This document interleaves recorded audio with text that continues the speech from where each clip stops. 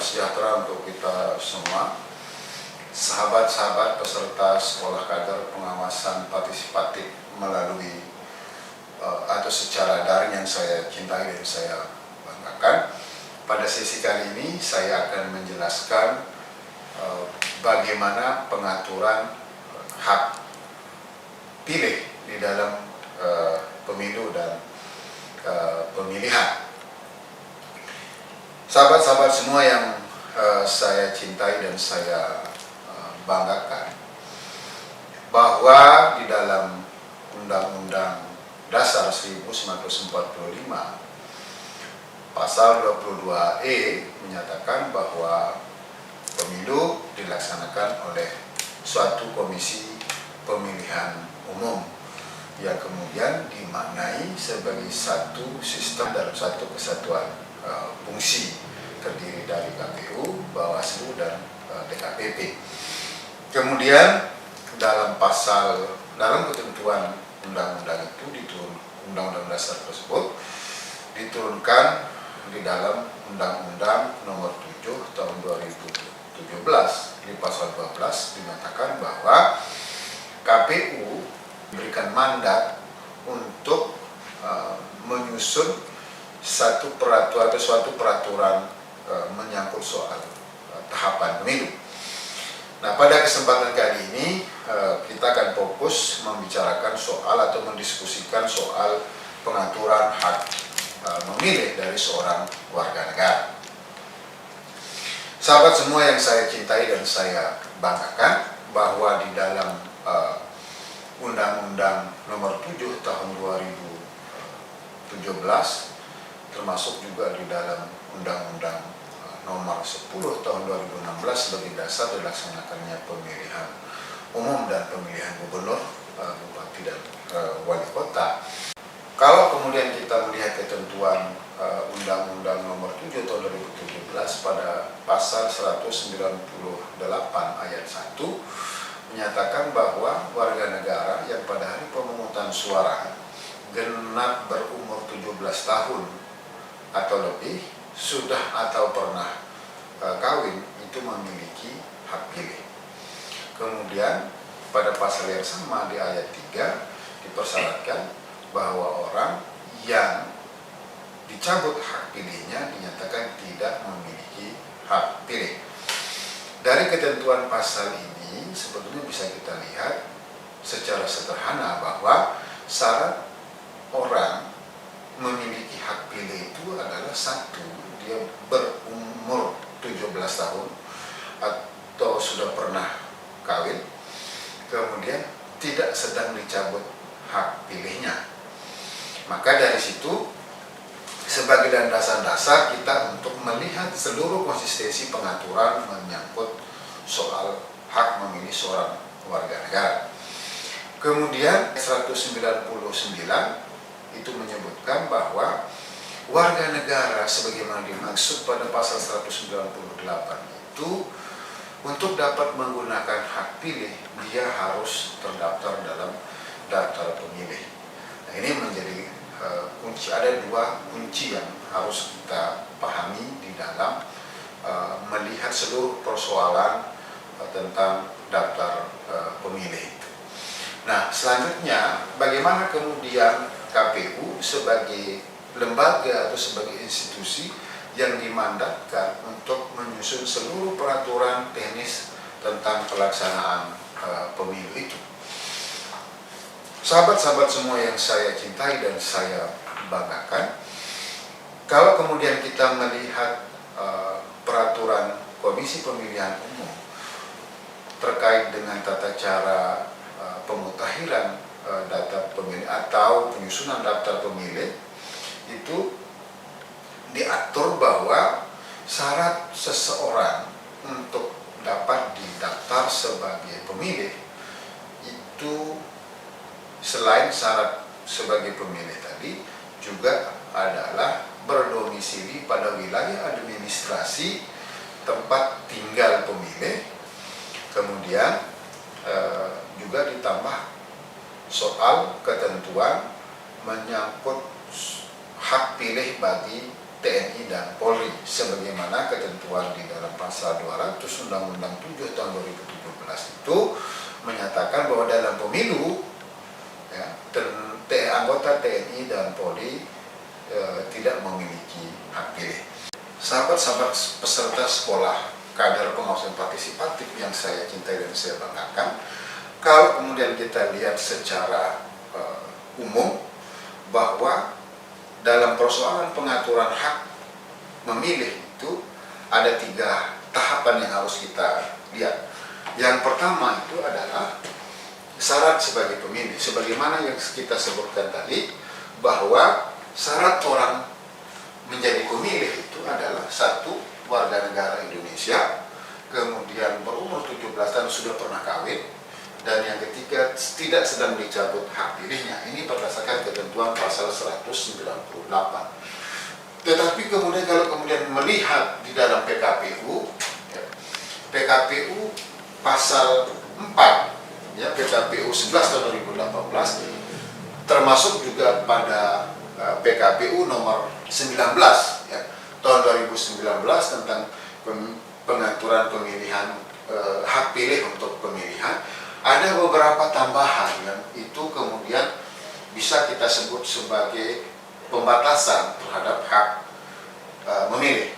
Yaitu yang pertama adalah kalau mulai kita membaca, melihat, mencermati pasal 4 PKPU 11 2018 itu, untuk syarat orang menjadi atau terdaftar sebagai pemilih itu ditambahkan dia ketentuan 1 soal tidak sedang terganggu ingatannya, atau yang berikutnya adalah berdomisili di wilayah administrasi pemilih yang dibuktikan dengan kepemilikan KTP elektronik.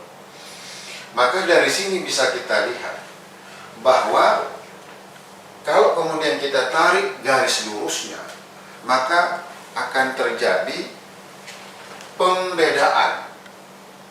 Yang pertama, soal ketentuan syarat orang memiliki hak pilih itu sebagaimana diatur di dalam pasal 198 itu, kemudian di dalam turunan PKPU dilekatkan ketentuan syarat administrasi, yaitu memiliki KTPL, termasuk juga syarat administrasi terkait dengan pemilih itu adalah didaftar sebagai pemilih. Maka tadi 1 syarat sebagai pemilih fokusnya, kemudian adalah syarat terdaftar sebagai pemilih. Nah, dari syarat pemilih tidak serta-merta dia, kalau kita baca ketentuannya, bisa terdaftar sebagai pemilih. Kuncinya apa? Selain dari syarat memiliki hak pilih tadi, dia juga dilekatkan syarat administrasi, yaitu berdomisili di wilayah administrasi ya pemilih yang dibuktikan dengan kepemilikan KTP elektronik. Nah, ini menjadi syarat tambahan ya, yang kemudian ini sesungguhnya bisa berakibat hilangnya hak konstitusional seorang warga negara, di mana kalau kita lihat dari ketentuan dasar terkait dengan hak orang sebagai pemilih itu adalah cukup dia sudah berumur 17 tahun sebagaimana pasal 198 tadi. Nah, inilah yang kemudian berakibat pada problem soal daftar pemilih di hampir di setiap pemilu yang tidak pernah kita bisa selesaikan secara baik, selalu meninggalkan catatan-catatannya. Nah, apa dampaknya dari ini? Dampaknya dari dilekatkan soal memiliki KTP itu adalah bisa jadi orang atau seorang warga negara yang sudah memenuhi syarat dia sebagai pemilih tidak bisa didaftarkan dia sebagai pemilih. Karena tadi di pasal 199 Undang-Undang 7 menyebutkan bahwa pemilih untuk dia memiliki hak pilih harus terdaftar dalam daftar pemilih. Nah, syarat kemudian atau KPU mengatur soal syarat orang bisa terdaftar sebagai pemilih itu selain sudah memenuhi syarat yang tadi itu, ditambahkan dia syarat memiliki KTPL. Problemnya di lapangan adalah satu, tidak semua warga negara kita yang sudah berumur 17 tahun itu memiliki KTP. Yang pertama. Yang kedua, tidak setiap orang ya, yang pindah domisili atau pindah tempat tinggal itu disertai dengan soal administrasi kependudukannya. Sehingga berdasarkan hasil pengawasan kita bahwa kita menemukan seseorang yang berbeda alamat tempat tinggalnya dengan yang ada di dalam KTP-nya. Ini yang banyak kita temukan. Nah, maka kalau kemudian kita mencermati itu, timbul persoalan. Bagaimana jika itu terjadi? Apa yang harus dilakukan? Nah, itulah yang kemudian menjadi fokus kita. Kalau kemudian kita melihat hasil pengawasan pada pemilu 2019 kemarin, kita menemukan fakta bahwa pertama, penduduk pindah itu tidak disertai dengan administrasi kependudukannya.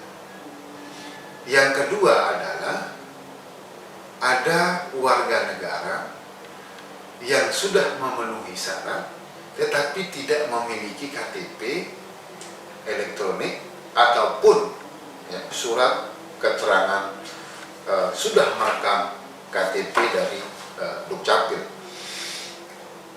Nah, untuk melihat ini maka kita akan melihat bagaimana KPU melakukan proses pemutahiran data pemilihnya.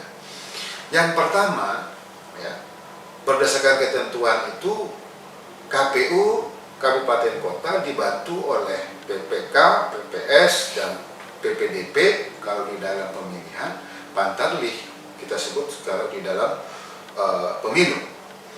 Maka dia harus melakukan coklit. Coklit itu dilakukan dengan cara datang ke rumah-rumah, jadi door to door, yang kemudian menjadikan atau mencocokkan daftar nama yang sudah disusun oleh KPU Kabupaten yang disebut sebagai data pemilih itu dengan identitas yang dimiliki oleh pemilih yang ada di satu rumah tangga.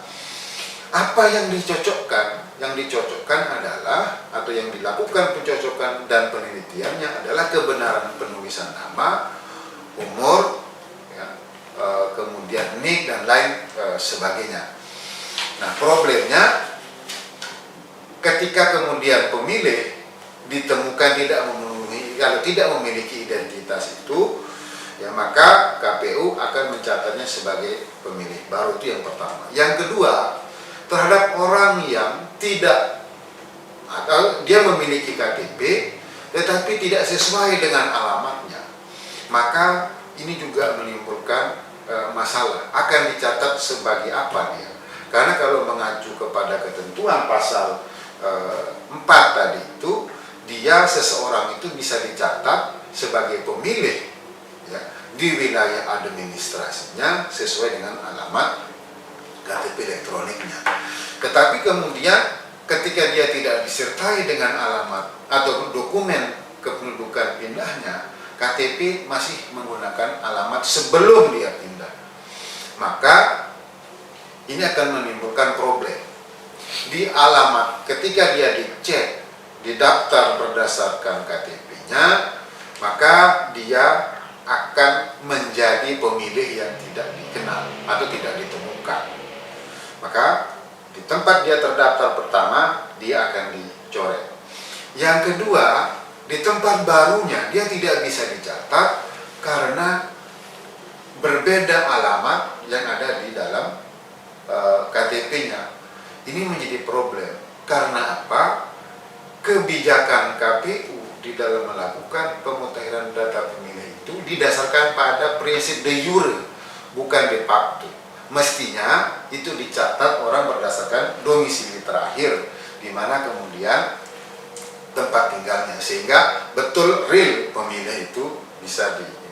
Maka kemudian ketika itu terjadi, maka termuncullah problem bagaimana kemudian terbatasnya orang yang bisa terdaftar sebagai pemilih.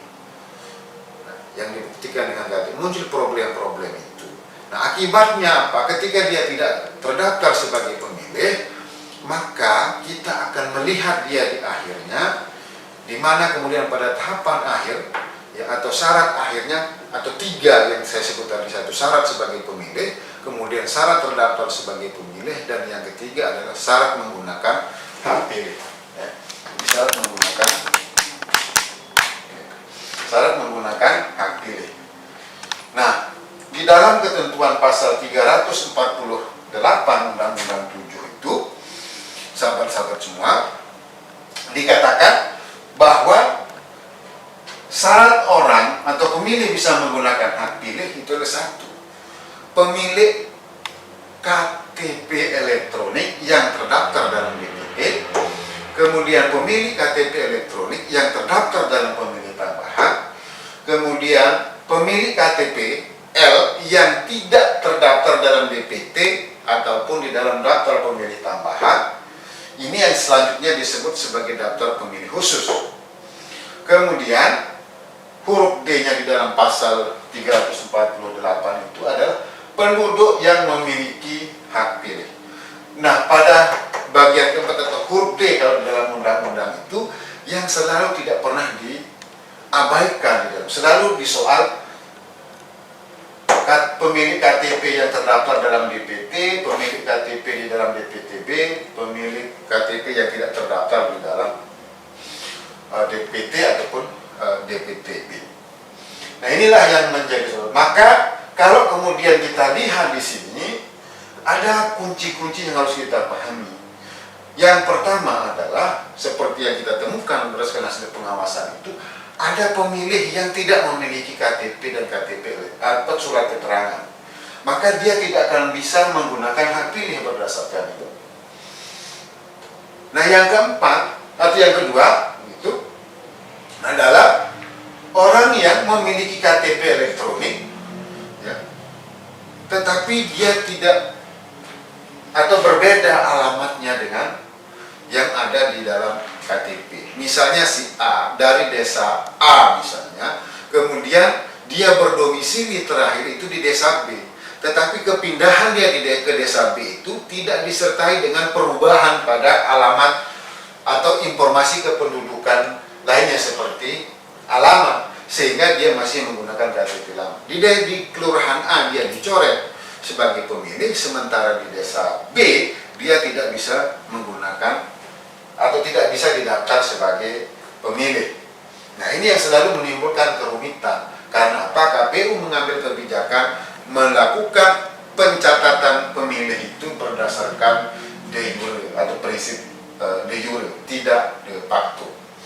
Maka kalau kemudian kita melihat dari syarat sebagai pemilih, kemudian syarat terdaftar sebagai pemilih, dan syarat menggunakan hak pilih, maka muncul satu potensi apa yang kita sebut sebagai kehilangan hak pilih. Ini yang menjadi ujung dari seluruh proses itu, ya kan? Orang kehilangan hak pilih. Di dalam Undang-Undang 7 tahun 2017 itu di pasal pasal 510, ya, ini diatur sebagai tindak pidana. Setiap orang yang sengaja menghilangkan hak pilih, ya, kepada warga negara yang memiliki hak pilih diancam dengan perbuatan pidana. Nah, ini yang menjadi kenapa kemudian orang bisa kehilangan hak pilih? Karena apa? Pertama, sebabnya adalah karena berdasarkan ketentuan pasal 199 tadi, dia adalah bisa atau pemilih yang memenuhi syarat tadi terdaftar sebagai pemilih. Ada 2 lapis yang diterapkan oleh KPU. Pertama adalah syarat sebagai terdaftar sebagai pemilih. Nah, kemudian syarat menggunakan hak pilih. Nah, inilah yang kemudian bisa berpotensi seseorang warga negara itu kehilangan hak pilihnya. Nah, apa makna dari kehilangan hak pilih? Maka kemudian kalau kita lihat, ya kan, hak pilih ini adalah menjadi hak asasi warga negara. Ya.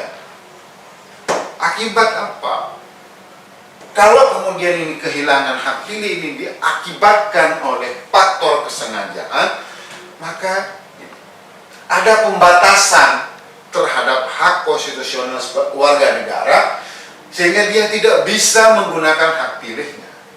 Kalau kemudian kita mengacu kepada putusan pertimbangan hukum putusan Mahkamah Konstitusi terhadap permohonan atau pengujian ya, Undang-Undang 8 tahun Undang-Undang 42 tahun 2008 tentang pemilihan presiden, itu yang menarik adalah di dalam pertimbangan hukum majelis menyatakan bahwa ya, satu, hak pilih itu merupakan hak konstitusional warga negara yang tidak bisa dibatasi, dihilangkan, ditiadakan berdasarkan ketentuan-ketentuan administrasi. Nah, itu pertimbangan hukum. Kalau kemudian orang terdaftar sebagai pemilih, itu adalah ketentuan administrasi. Kemudian orang memiliki KTP, itu juga problem administrasi atau prosedur. Nah, oleh karenanya, kemudian di dalam PKPU yang membatasi syarat orang atau pemilih harus berdomisili di wilayah pemilihan yang dibuktikan dengan KTP, ini memiliki potensi dia menjadi masalah. Sama halnya juga ketika kemudian melekatkan syarat seseorang bisa menggunakan hak pilih harus memiliki KTP elektronik. Ini juga memiliki potensi ya, terjadinya penyalahgunaan wewenang itu yang bisa berakibat pada hilangnya hak pilih seorang warga negara. Inilah yang menjadi problem kita di dalam pengaturan tentang hak pilih warga negara di dalam pemilu ataupun pemilihan. Sahabat semua yang saya cintai dan saya banggakan, oleh karenanya maka kita sebagai pengawas pemilu atau sebagai warga negara yang memiliki kesadaran atas itu, maka kita harus merekomendasikan bahwa ketentuan administrasi dilekatkannya kepemilikan KTP elektronik sebagai syarat orang didaftar sebagai pemilih atau sebagai syarat digunakan hak pilih itu harus dikesampingkan. Problemnya memang bagaimana cara membuktikannya. Kalau menurut saya sebetulnya adalah syarat orang atau seorang warga negara untuk bisa didaftarkan sebagai pemilih adalah sesuai dengan syarat-syarat objektif yang ada pada dirinya. Apa syarat objektif? Itu syarat objektif pemilih adalah satu, dia WNI berumur 17 tahun atau sudah pernah nikah, tidak sedang dicabut hak pilihnya. Ini syarat objektif yang melekat pada seorang pemilih. Nah, orang ini harus didaftarkan sebagai pemilih, misalnya. Nah, walaupun dia tidak memiliki KTP elektronik, nggak apa-apa, tetapi dia menjadi bagian dari cara kita untuk memastikan, menjamin bahwa seorang warga negara tidak kehilangan hak pilihnya. Itu yang bisa saya sampaikan terkait dengan penggunaan hak pilih. Sahabat peserta SKPP yang saya cintai dan saya banggakan, maka kalau kemudian kita melihat secara jernih syarat pemilih, kemudian syarat terdaftar sebagai pemilih dengan syarat menggunakan hak pilih, maka terdapat potensi warga negara akan kehilangan hak pilihnya. Kenapa? Karena di dalam pasal 348 itu ditentukan syarat orang bisa menggunakan hak pilih itu adalah pemilik KTPL yang terdaftar dalam DPT, di DPTB. Kemudian syarat berikutnya adalah tidak terdaftar, pemilik KTP yang tidak terdaftar yang selanjutnya disebut sebagai daftar pemilih khusus. Tetapi pemberlakuan daftar pemilih khusus ini hanya boleh menggunakan hak pilih pada satu jam sebelum berakhirnya pemungutan suara. Yang kedua, dia harus menggunakan hak pilihnya sesuai dengan alamat KTP. Dan yang ketiga adalah surat suaranya masih tersedia. Maka dia bersyarat. Maka ketika itu tidak terjadi, maka ada potensi besar bagi seorang warga negara akan kehilangan hak pilihnya. Maka problem dasarnya di mana sesungguhnya? Problem dasarnya adalah ketika kemudian KPU melakukan pemutahiran data pemilih. Ini menjadi problem awalnya. Mestinya setiap warga negara yang sudah berumur 17 tahun itu, atau yang sebagaimana ketentuan pasal 198 itu, dia harus didaftar sebagai pemilih. Mau punya KTP atau tidak, dia harus didaftar sebagai pemilih. Nah, jadi itu tidak kemudian dikesampingkan. Atau kalau kemudian dalam proses pemilu 2019 kemarin terhadap pemilih yang tidak punya warga negara, apa KTP elektronik, dia didaftar sebagai pemilih asing yang kemudian itu akan dikoordinasikan dengan Dukcapil. Problemnya, ketika seorang yang didaftar sebagai pemilih Aceh kemudian disandingkan dengan DP atau data kependudukan Dukcapil, ketika dia tidak ada daftar namanya di situ, maka dia dianggap sebagai pemilih atau penduduk yang tidak dikenal, maka dia dikeluarkan. Kalau kemudian kita membandingkan, mereview kembali bagaimana cara KPU melakukan pemutahiran data pemilih dengan door to door, maka sesungguhnya orang itu ada, tetapi tidak ada namanya dalam DP4. Nah, karena lagi-lagi soal de jure dan de facto. Maka ketika dia tidak bisa dicatat, maka potensi kehilangan hak pilihnya itu semakin besar. Maka di situ kuncinya yang harus kita lihat. Maka kita merekomendasikan seperti yang saya sampaikan tadi, bahwa siapa saja warga negara yang sudah memenuhi ketentuan, dia berumur 17 tahun atau punya hak pilih, dia harus didaftarkan sebagai pemilih untuk menghindari potensi kehilangan hak pilih. Nah, kalau kemudian ini sampai hilang, muncul problemnya, ya kan? Bahwa kehilangan hak pilih ini adalah tindakan yang melanggar menurut pertimbangan hukum Mahkamah Konstitusi. Karena hak pilih itu tidak bisa dibatasi, tidak bisa dihalangi, apalagi ditiadakan, bahkan sampai dihilangkan. Itu menjadi satu tindakan pelanggaran terhadap hak asasi warga negara. Itu dicantumkan di dalam pertimbangan Mahkamah Konstitusi di dalam putusan nomor 102 ya, 2009 terkait dengan pengujian Undang-Undang nomor 42 tahun 2008. Nah, ketika itu terjadi sebagai diatur dipertimbangkan dia sebagai sebuah kehilangan atau sebagai sebuah tindakan yang membatasi hak memilih seseorang, maka muncul kemudian perbuatan hukum di situ. Apa perbuatan hukumnya? Menghilangkan ini atau merugikan. Kehilangan ini berakibat pada kerugian orang yang kemudian ini karena dia dilakukan ya, oleh orang yang sesungguhnya dia menjadi wajib untuk menjamin hak pilih itu, maka muncul apa yang kita sebut sebagai maladministrasi. Nah, dari maladministrasi ini muncul kemudian ketentuan pidananya. Atau kemudian kita bisa sebut juga ini sebagai perbuatan melawan hukum.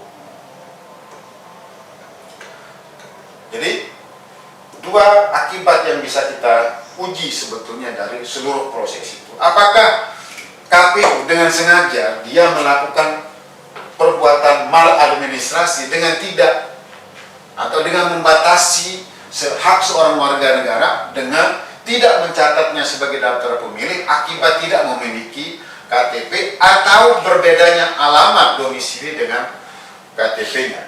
Yang kedua, dia sebagai perbuatan melawan hukum.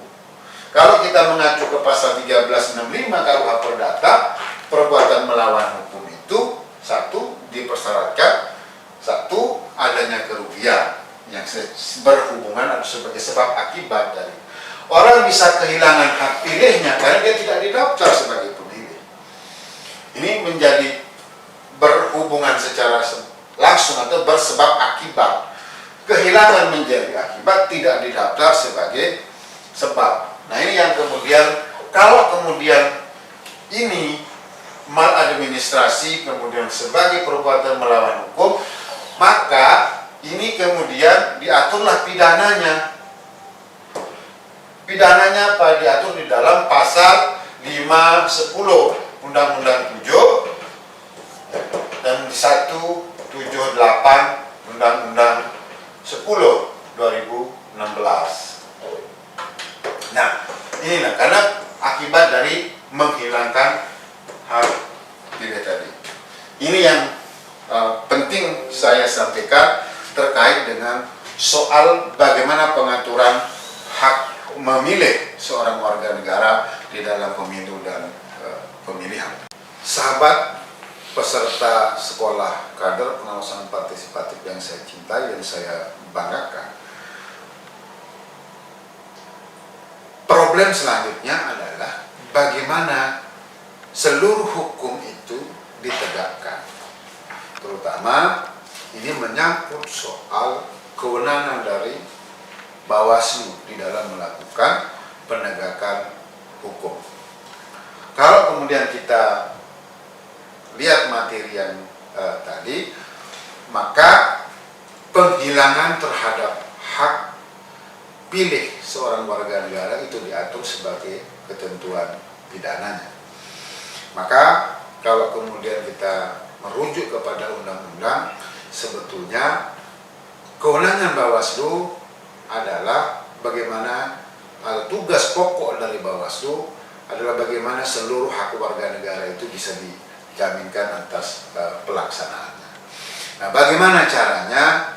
Kalau kemudian kita mengacu kepada teori electoral justice, ada dua hal. Yang pertama, ya, hukum yang bersifat administrasi yang kemudian akan melahirkan korektif, dan yang kedua adalah hukum yang berujung atau berakhir pada punishment, yaitu pidana.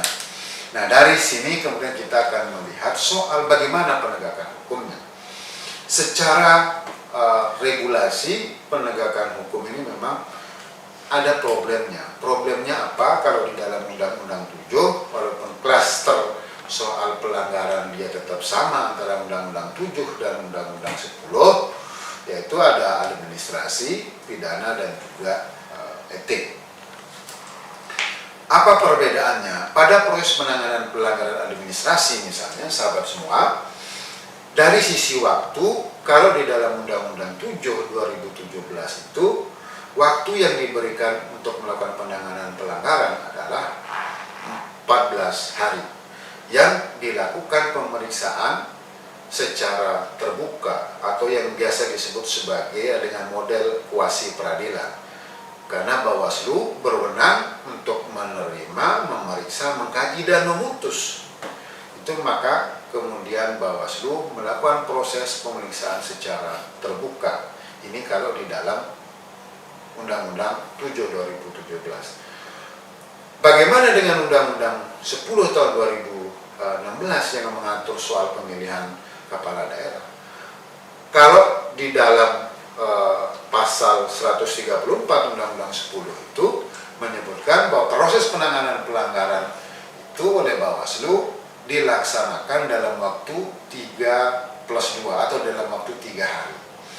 Nah, yang outputnya kemudian tidak lagi model pemeriksaannya sebagai memeriksa, mengkaji, dan memutus, tetapi dia merekomendasikan kepada KPU. Dari sisi ini ada perbedaan. Ketika kemudian dia keluarkan sebagai sebuah putusan, jadi output proses penanganan pelanggaran itu bersifat putusan, maka tingkat atau kekuatan untuk di eksekutorialnya itu jauh lebih pasti, karena dia bersifat final dan mengikat. Tapi kalau kemudian dia bersifat rekomendasi itu berdasarkan hukum administrasi negara, dia tidak bersifat final dan mengikat. Akibatnya apa? KPU di dalam melakukan proses penilaian terhadap rekomendasi Bawaslu itu sering membuat keputusan yang berbeda. Bahkan tidak jarang memang dia dikatakan atau ditindaklanjuti dengan peraturan KPU nomor 25 tahun 2013 sebagai sebuah tindakan atau sebagai sebuah perbuatan yang tidak melanggar ketentuan administrasi pemilu. Karena apa? Rekomendasinya karena outputnya adalah rekomendasi. Ini menjadi pembeda yang pertama. Kedua, satu, dari sisi waktu berbeda antara 7+7 dengan 3+2. Jadi 14 hari dan 5 hari. Ini menjadi berbeda dari sisi waktu. Yang kedua, dari proses penanganannya atau metode penanganan pelanggarannya berbeda secara administrasinya. Satu, dengan metode kuasi peradilan pada Undang-Undang 7 dan di Undang-Undang 10 dengan metode pengkajian. Yang ketiga adalah output dari proses penanganan pelanggaran itu, satu bersifat putusan, yang satu bersifat rekomendasi. Maka rekomendasi kita ini menjadi penting untuk kemudian itu bisa disatukan. Nah, problem lain di dalam proses penanganan pelanggaran administrasi itu adalah di dalam Undang-Undang 10 itu Bawaslu sebetulnya ada kewenangan yang menangani pelanggaran administrasi yang bersifat TSM atau terstruktur sistematis dan masif yang diatur di dalam pasal 135A, yang model pemeriksaannya itu seperti model kuasi peradilan, tapi kewenangan itu hanya dipunyai oleh Bawaslu provinsi. Persyaratannya adalah satu laporan itu atau pelanggaran itu bersifat terstruktur sistematis dan masif. Nah, bayangan kita sebetulnya kita bisa merekomendasikan seharusnya pelanggaran administrasi lain di Undang-Undang 10 itu juga bisa dia diatur dengan pola pemeriksaan yang sama dengan ketentuan pasal 135A itu, sehingga outputnya bukan hanya rekomendasi tetapi juga adalah putusan. Kemudian problem di dalam proses penegakan hukum pidana. Dalam ketentuan undang-undang itu proses penegakan hukum pidana itu dipersyaratkan melalui sentra gakumdu. Ada 3 unsur dari sentra gakumdu, satu Bawaslu, kejaksaan, dan yang ketiga adalah kepolisian. Nah, maksud dan tujuan dari diadakannya sentra gakumdu ini adalah satu, untuk membangun kesepahaman terhadap proses penegakan hukum dan hal-hal yang bersifat teknis di dalam proses penegakan hukum tindak pidana pemilu atau tindak pidana pemilihan. Yang kedua, untuk mempercepat proses. Nah, tetapi kenyataannya di dalam pelaksanaan sentra gakumdu atau proses penegakan hukum pidana ini sering mengalami kendala. Apa kendalanya? Satu, belum diaturnya soal beban pengumpulan bukti pada masing-masing institusi. Sering terjadi misalnya di dalam proses penyidikan, bukti atau dokumen atau berkas yang harus diterima oleh penyidik itu sudah harus lengkap. Misalnya pemeriksaan ahli dan lain sebagainya, pengumpulan bukti-bukti yang itu bisa memperkuat sangkaan itu lebih sering dibebankan kepada Bawaslu yang notabene itu dalam punya waktu yang sangat pendek. Yang kedua yang sering terjadi adalah perbedaan penafsiran soal satu delik di dalam undang-undang. Yang pertama misalnya, mana yang disebut sebagai delik formil, mana yang disebut sebagai delik materil. Ini yang sering membedakan apa perbedaannya. Dan yang berikutnya perbedaan itu juga soal keterpenuhan unsur, soal kumulatif dan soal alternatif. Ini yang selalu sering terjadi perdebatan, sehingga kadang-kadang satu penanganan tindak pidana pemilu atau pemilihan sering berhenti atau tidak memenuhi unsur di dalam proses penegakan hukum di sentra Gakumdu. Nah, selain dari itu, yang menjadi kendala juga adalah kalau kemudian kita mencermati secara baik Undang-Undang 7 itu ada norma yang kosong di situ. Apa norma yang kosong? Tidak diatur soal perbuatan pidana yang terjadi pada hari pemungutan suara ulang atau sebelum hari pemungutan suara ulang. Itu tidak diatur di dalam Undang-Undang 7, sehingga ketika ada PSU kemudian dilaksanakan oleh KPU, pada saat itu kemudian muncul atau terjadi perbuatan pidana yang itu kemudian tidak bisa dihukumkan sebagaimana seharusnya, sehingga karena di dalam Undang-Undang 7 tidak diatur.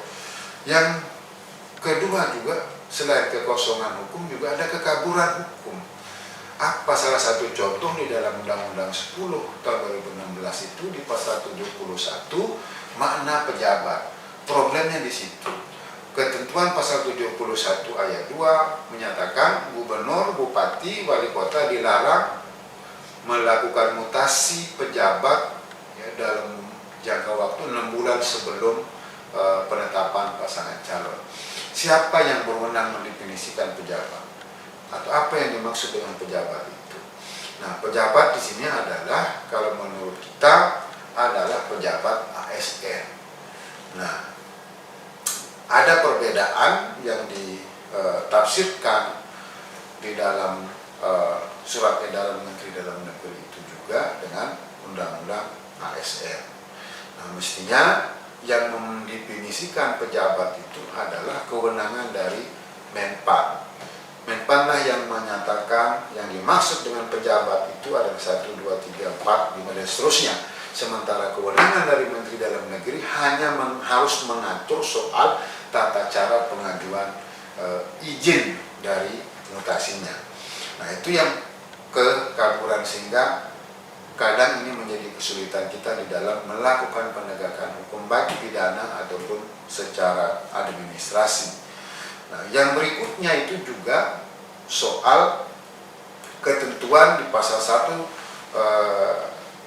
178A ya di Undang-Undang 10 itu hanya menyebut soal pemilihan bupati.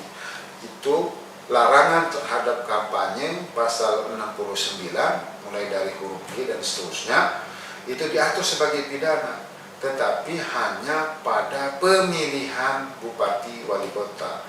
Nah, ketika terjadi itu pada pemilihan gubernur, kendala kita, teman-teman dari pihak penyidik dan penuntut mengatakan ini tidak bisa dijerat karena tidak ada hal yang menyebutkan di dalam pemilihan gubernur. Maka ini menjadi hal yang harus kita cermati, bahkan mungkin sampai ke tingkat merekomendasikan terkait dengan penegakan hukum ke depan untuk menjaga kualitas pemilu kita dan kualitas pemilihan kita, agar kemudian pemilu ini bisa sampai kepada apa yang dimaksud, apa yang diharapkan oleh kita semua. Demikian sahabat semua, kurang lebihnya mohon maaf. Assalamualaikum warahmatullahi wabarakatuh.